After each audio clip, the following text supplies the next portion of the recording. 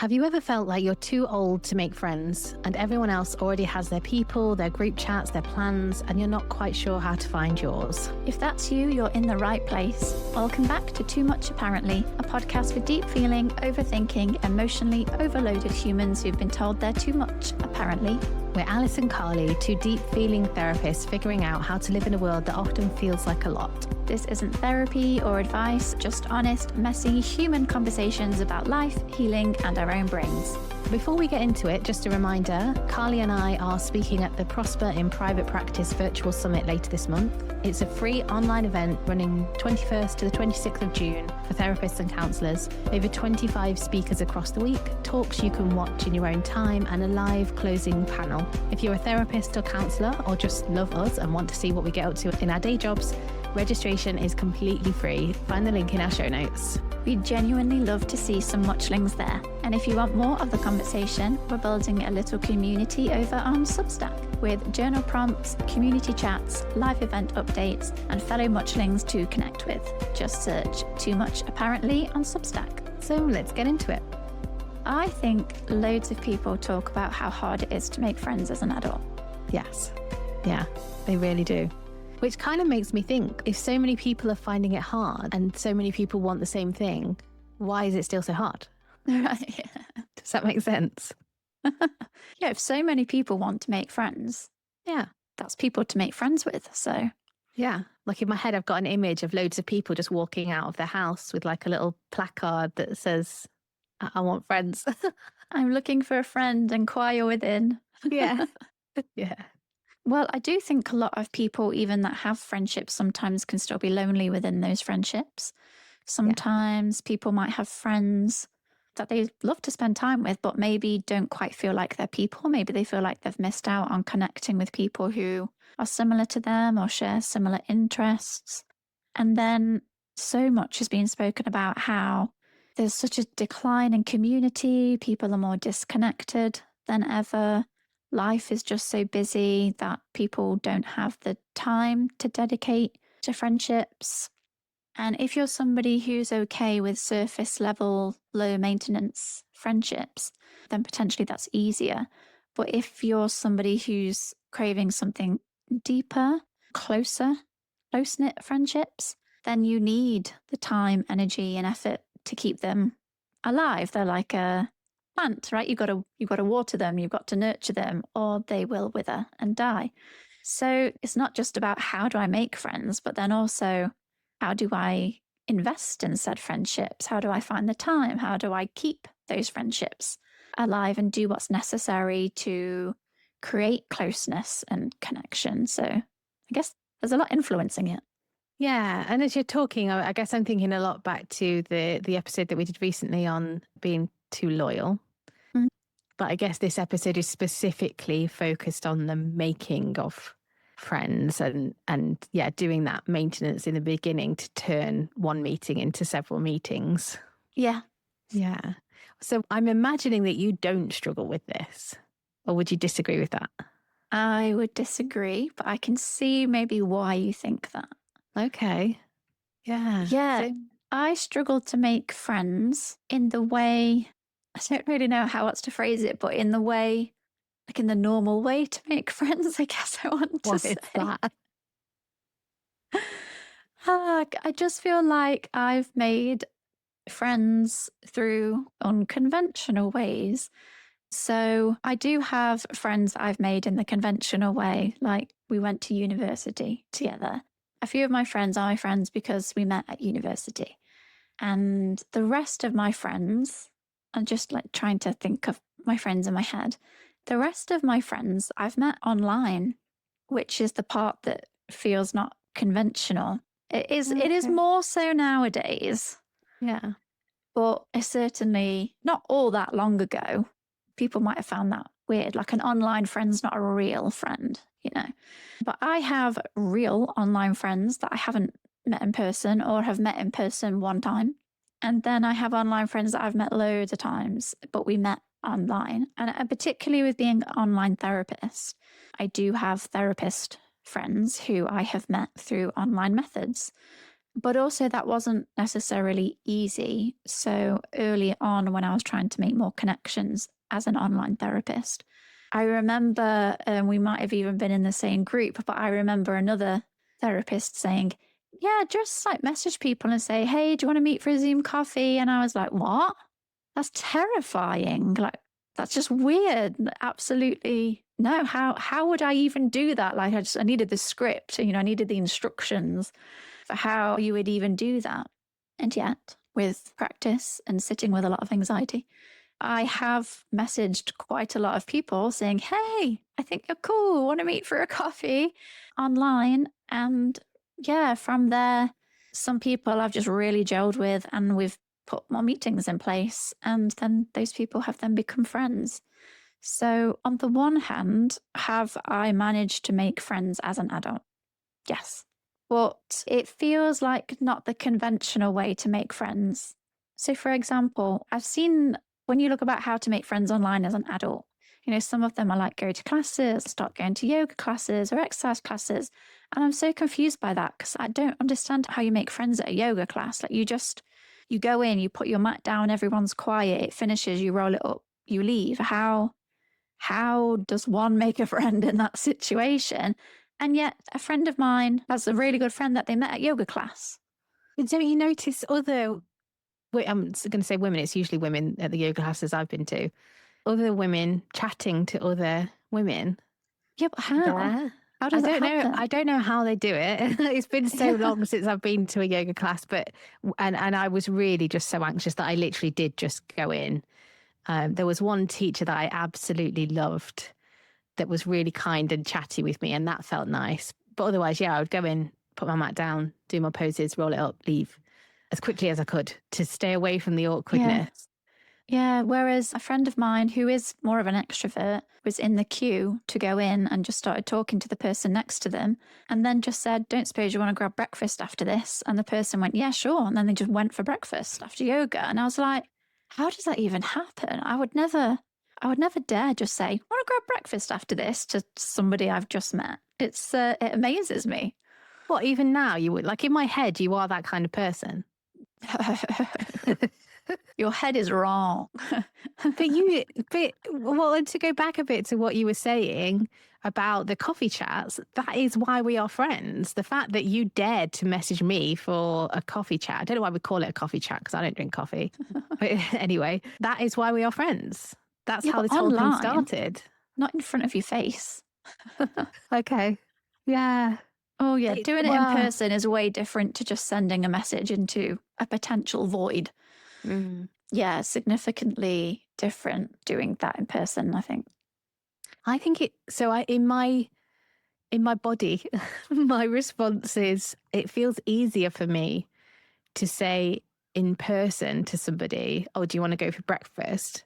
Because then they can quite easily say like, oh, I'd love to, but I've got to go off and do this or, whatever, which would be disappointing, but, fine. Whereas if I'm sending a message off to somebody, like they could just ghost me and that would just be awful. Like I would rather hear their excuse than wait to see if I get a response. But even in that, I can hear my kind of negative expectation for how these things would go.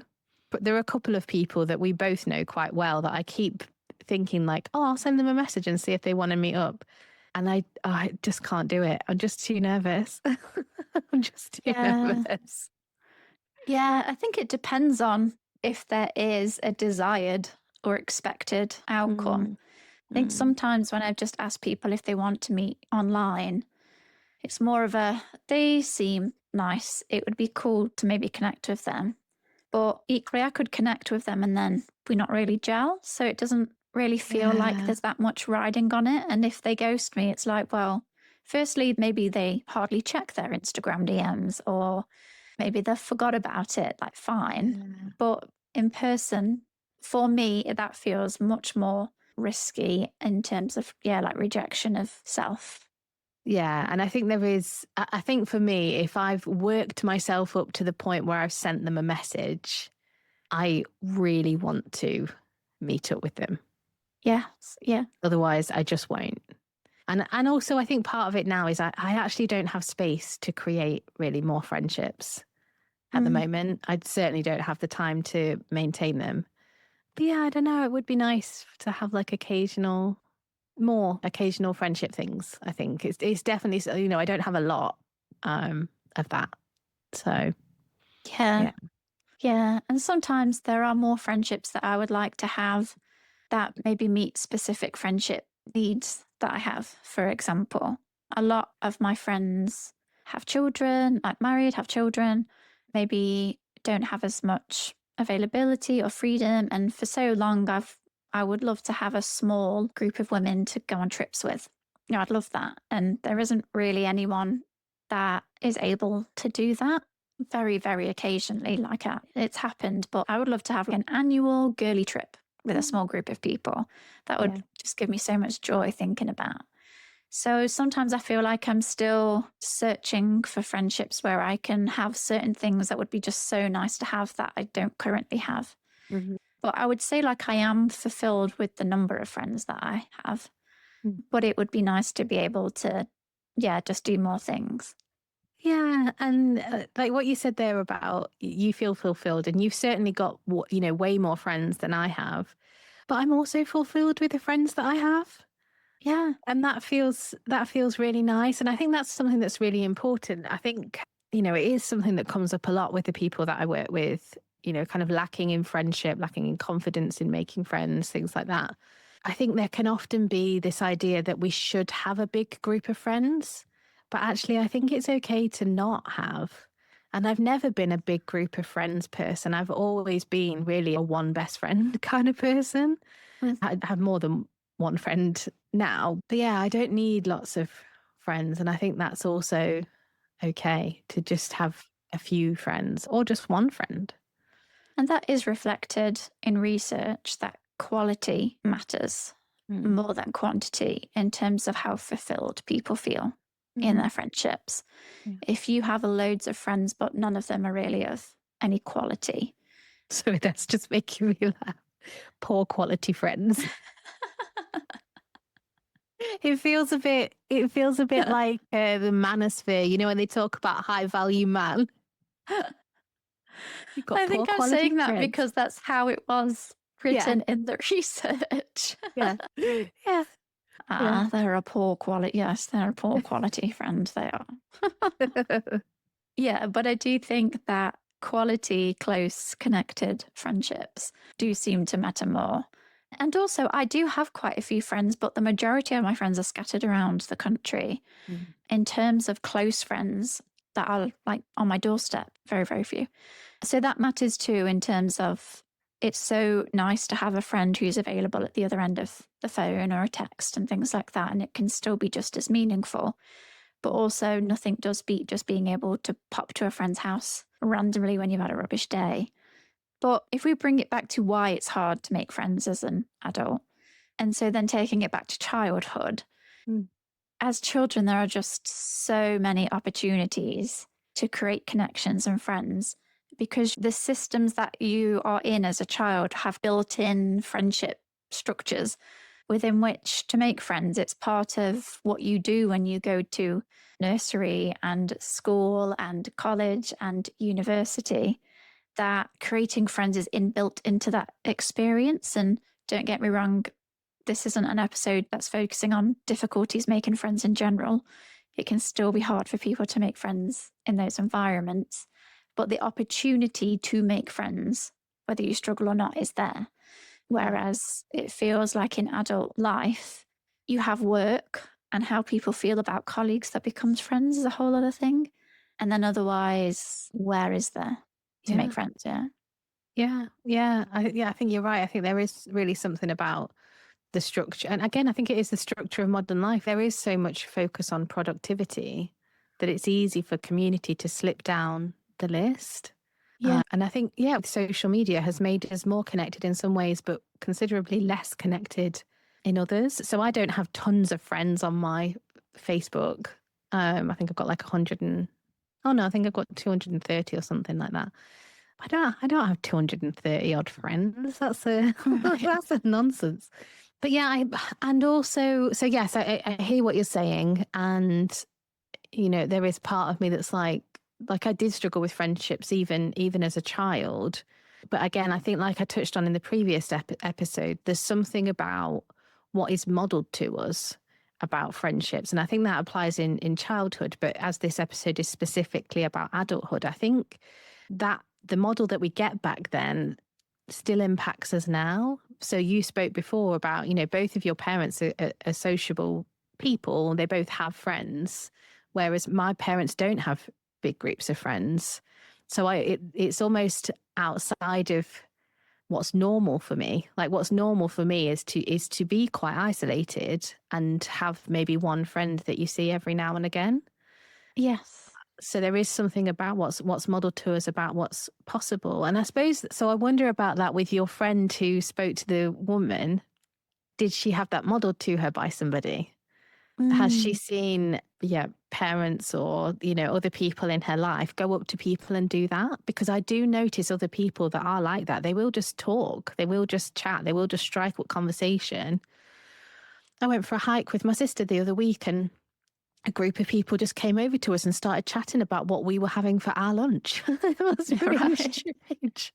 And they obviously weren't, making friends with us. They were just chatting to us on a hike, but it would never occur to me to say something to somebody else beyond, hello or good morning or whatever.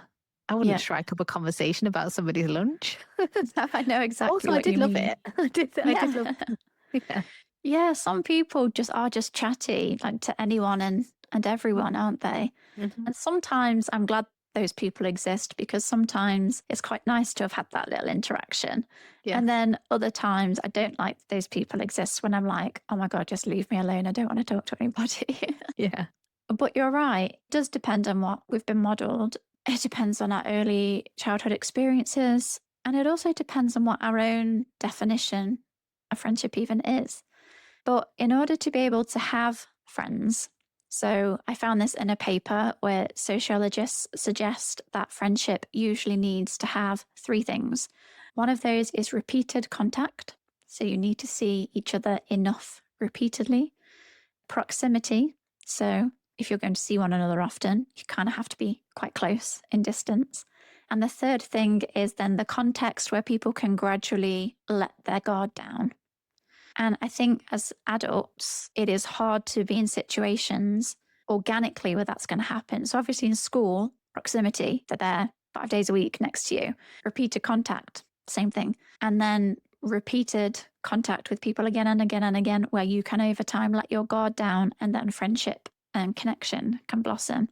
Whereas as an adult, apart from, again, work, we're not organically in situations where that would happen. So the only way to then get it is to intentionally create a situation where you can have those three things with somebody.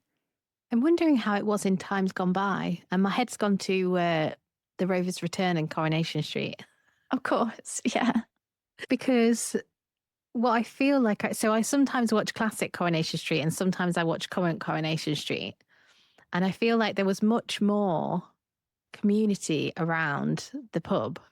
And now, even on Coronation Street, where the Rover's Return is a central venue, there's still not that same, there isn't that same community. People don't go to the pub in the Mhm. same ways because that's obviously somewhere where you could meet people, right? Yeah, absolutely. I mean, pubs did serve as the hub Yeah. where people would gather regularly and you would get to know everybody in your area. It's not really like that now. And often people will go to the pub and meet up with friends. So you might already be there with friends. So how do you make new friends? Yeah. Yeah. So I just think those three specific ingredients are quite hard to come by nowadays. As you say, the community hubs where you would really get to know your neighbors and people that live in your community. It's not that they don't exist, they just don't exist in the same way. And people don't have as much time to go to those places regularly. Yeah, I think the things that are coming to my mind are things like the mums on the street all know each other, probably because they met at an antenatal group. and now their kids all go to the same school and they kind of know each other that way. I just feel like there was just more community. I'm thinking about, and this is very kind of traditional thinking, but I'm thinking like, and then the men would go out to work, and then maybe they'd have like a works party. So then you'd kind of have social events there. Yeah, I suppose I'm just hunting around in my mind for where were the communities before, was there less moving around perhaps in the past? I think there is more moving around now as people move away for university or move away for work in ways that they perhaps might not have done in the past. I don't know if it's different across different classes, perhaps, in my mind. Yeah. So like my dad was a lorry driver, which is what, lots of other men in his family did. And that was kind of just what you did. That was your family kind of thing. Yeah. So if you take my granddad, for example, he is nearly 90 and he still has a very rich social life. And it's always been that way. But thinking back on where his connections come from, a lot of time was spent at the local social club. The social club would put on and still put on events, weekend trips away that lots of people would go on together. He goes to a jazz club. So he's got loads of connections with other people who like jazz. He goes to a bridge club, which he's done for so much of his life. And he is a chatter. He will chat to anyone. So he knows all the neighbours and all the neighbours know him. Yeah. And then equally, a number of years ago, he decided to paint his house bright blue, literally Smurf colour. Wow. So now his house is known as the Blue House, and sometimes people have driven intentionally to come and see this blue house. So he loves it. He just stands out on his front, just chatting to people for ages about his bright blue house.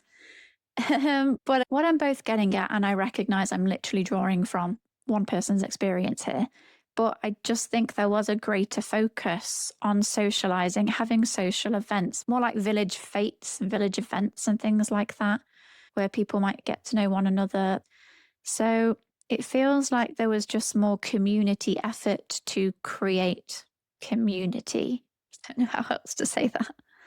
Well, I actually wonder how much is related to social media and or having computers in our home.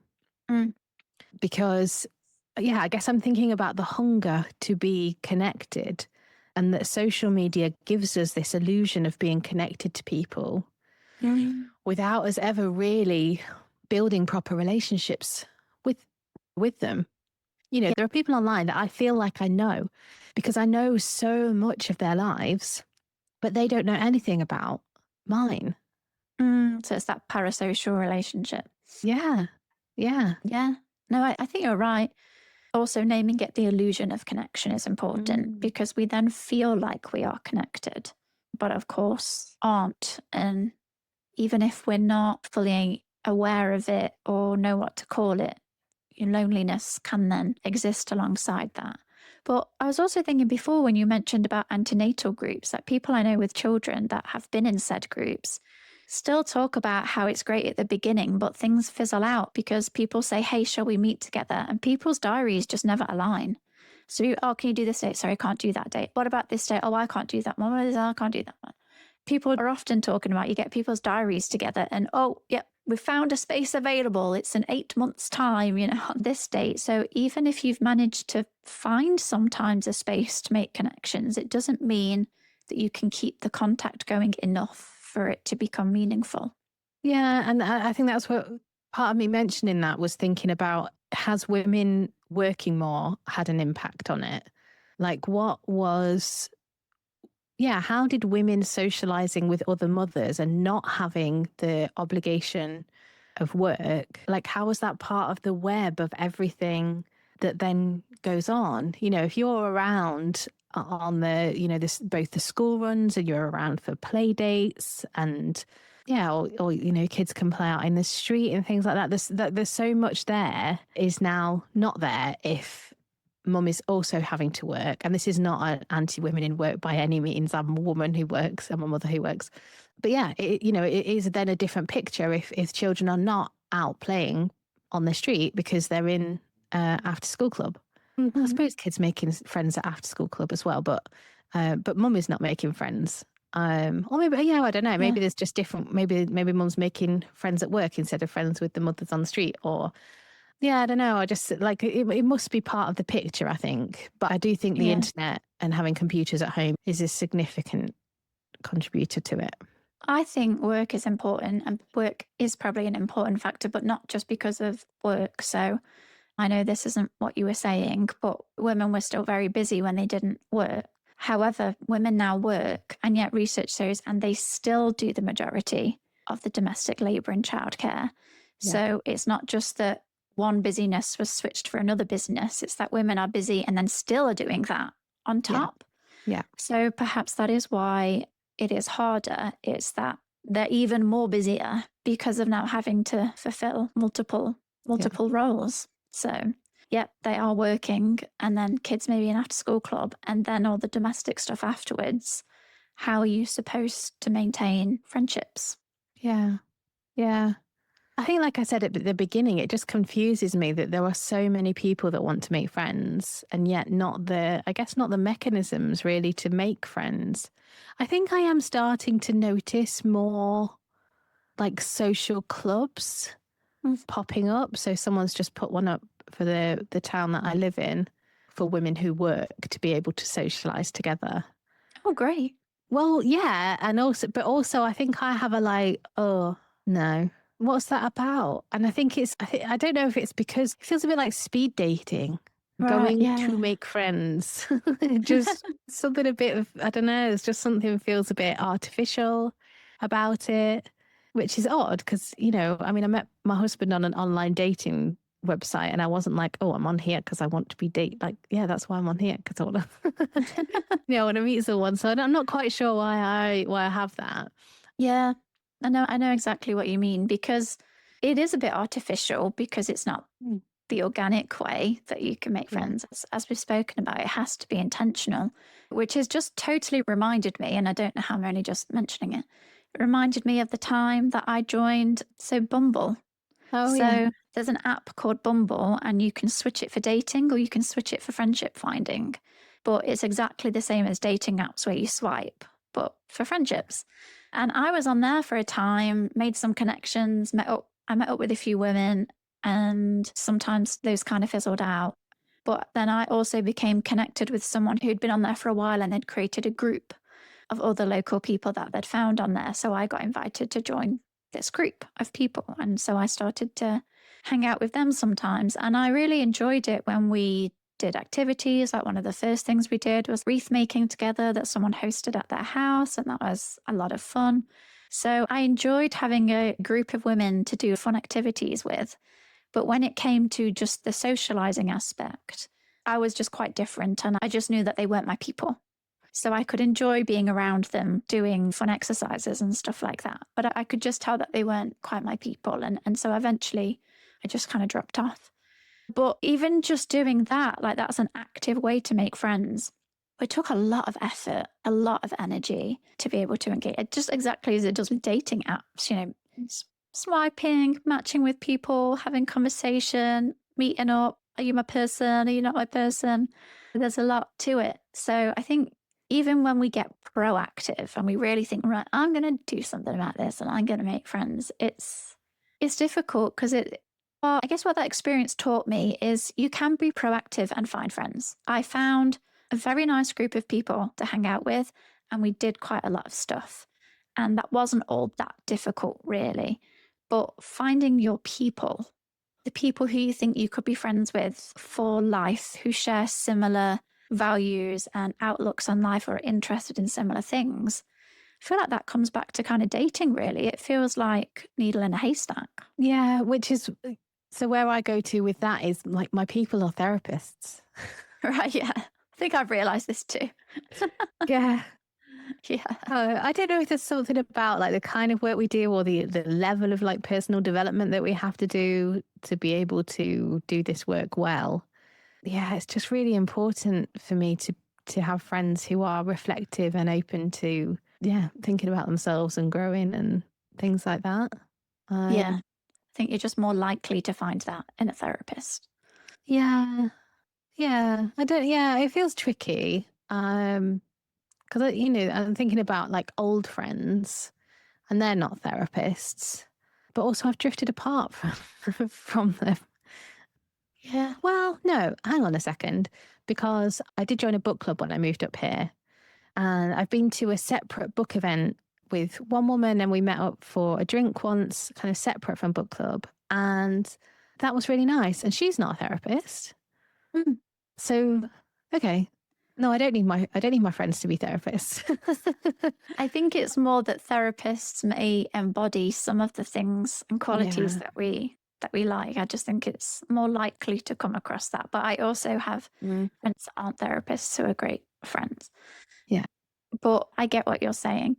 But a couple of things that I just wanted to highlight about why this is important, because we can talk about, oh, it'd be nice to have more friends or people to do things with. But there's a more serious side to the importance of having friends and connections. So I'm just going to read out a couple of things that I found when I was researching for this episode. So, social connection is linked with a lower risk of serious health issues, including depression, anxiety, heart disease, stroke, and dementia. And there was a major meta analysis research study that found that stronger social relationships are associated with around a 50% increased likelihood of survival over time. So, having weaker social relationships is literally associated with early death. That is wild. Right? Yeah. We know That is it's wild. friendship's important for well-being, but that just really pointed out how actually important it is for overall health and well-being and survival. I remember reading that loneliness is as bad for your health as smoking. Yes. Yeah. Yeah. So I guess it's speaking to a similar thing, really. And also, I don't know. Part of me's like, was it helpful to know that? I think maybe part of me was motivated then to make more friends because of that. But I think also if you're in a place of really struggling with anxiety or self-loathing, or, just find it way too vulnerable to have friends, also it can feel even bleaker. Yeah. So I think there's something about kind of approaching stats like that with caution. And with compassion. Yeah. Like anything, there are so many things in life that we know maybe aren't good for us, or it would be, we would prefer it to be like this or better to be like that. But it doesn't mean we can just suddenly up and magically have it. There can be so many contributing factors as to why that is difficult. But whilst also appreciating at the same time, knowing that these things, can and do have an impact on our health and well-being. Yeah. Yeah. Maybe another point here that kind of follows on from the difficulties of making friends is the risk of vulnerability. And this obviously comes up a lot in therapy, but maybe we don't think about that so much when it comes to being friends. What stops you saying to the person in the queue, do you want to go for breakfast? It's making yourself vulnerable to rejection, isn't it? But I think there's also, in order to become friends, in my mind, it takes depth and it takes vulnerability and it takes, showing different parts of yourself that you might not show to everybody. Showing your weaknesses and your sore spots and things like that. And if you're full of, like I said, anxiety and self-loathing, that's really hard to get to. Yeah, absolutely. So it's risky. Posing that question to somebody, or however else we might suddenly somewhere pluck up some courage to try to connect with somebody. Yeah, it does take vulnerability and it takes risk. And so much of what we talk about, many people will relate to, but even just making it more specific for sensitive and neurodivergent people is, so many of us might think, I don't even know how to strike up the conversation. Though I can't do small talk. If I speak, I'll be scared about what they will say next. And what if I freeze up? And what if I can't respond to that? What if I end up embarrassing myself? What if I look like an idiot? What if I get overwhelmed? Yeah, it's not just as straightforward as I'm going to try and ask someone next time if they want a coffee or go for breakfast. Yeah. There are so many other additional layers and fears that would just mean that maybe just feels totally impossible to even conceive of. Yeah. Yeah. And I think, if I think about where I have managed to make friendships, I think there is something about um, having to do things scared. So a long time ago now, must be over 20 years ago, I joined one of these social groups. It was like a meetup group. And the only reason I got myself into that group, the only reason I went into the door to meet them was because I didn't want to go back to my therapist and say I didn't go in. Right. The discomfort of having to go back and say, yeah, I didn't go in was more than the terror of going in. And it didn't turn into anything, that didn't come to anything. I did a couple of pub quizzes with them and then fell back on my default of romantic relationships. But yeah, well, I think even with you, even when you kind of messaged me for a coffee chat, I don't remember now, but I imagine that I was super nervous about it because I don't have that small talk piece. And actually that is where I have found reading books about small talk and how to make conversation and approaching it as a skill that I don't have. I found that quite helpful. And there are parts of me that are cringing and like, oh God, don't say this. Like, how uncool and weird do you want to sound? But the reality was nobody had modeled, I hadn't had enough of that modeled to me of how to make friends and how to be around people. I just hadn't had enough of that. So I haven't developed the skills. So I needed to approach it as if I was learning French or something. Right. Yeah. Yeah. And that's not to say that I'm great at it now. I'm not. Small talk is not my favorite. I do, often freeze up in situations that I'm not familiar with. The way that I think about it now is that it takes me a while to warm up. Yes. But I have enough. I have enough to get by. Yeah. And get to where I need to be. I think sometimes as well, just recognizing the things that we might need support with. So again, this was many years ago, but there's a website called Meetup, and Meetup is where people literally publish social events that you can go along and join. And it's to create community and it's to bring people together and to create friendships. And sometimes they're around an activity or an interest or just an age range. But there are so many on there. But when I wanted to go along to one, and the idea of just walking in on my own to a group of people, strangers that I didn't know, and somehow I don't know how to just strike up a conversation with a stranger. I just don't. But actually, I just messaged the organizer and said, hey, I want to come along. This is something I struggle with. Could I text you when I'm outside the venue? And can you come and meet me and bring me in and introduce me to some people just to get me started? And of course, they were like, absolutely, like no problem whatsoever. And sometimes there are ways around the things that we might struggle with. So rather than pushing through to just walk in on your own, can I take a friend along? Can I email the organizer, message them and just say, look, don't suppose you'd give me a hand with this? In a way that then is still going to be anxiety provoking and still going to be uncomfortable and maybe difficult, but maybe it just opens things enough for you to be able to do it. Yeah. So it was a meetup thing that I went to. It was on that website Meetup that I went to. And actually what you just said there reminded me of the thing that I said to myself when I went in, which was, if this is the worst hour of my life, it's 1 hour and then it's done. Yeah. And I found that really helpful. Yes, just 1 hour and then it's done. Yeah, and the worst hour of my life was over. And it wasn't awful. Like I said, it was a pub quiz. I went in, I managed to answer a question that was about CBeebies because I had small children, so I was able to contribute something. Yeah, it was all right. It was all right. And it went okay. Yeah. Yeah. I think it's not that there's not things out there. People are creating spaces that are things we can do. We just kind of have to find it. And even if going along to something like that right now feels out of reach, sometimes I might suggest, but just look. Yeah. Just so that you know what is out there, so that right now it might even feel really far off till the day comes that you could actually attend one of these things. But a helpful first step is you're still engaging with it by looking. Yeah. You're getting yourself used to the idea that one day maybe I might try and go along to something like this.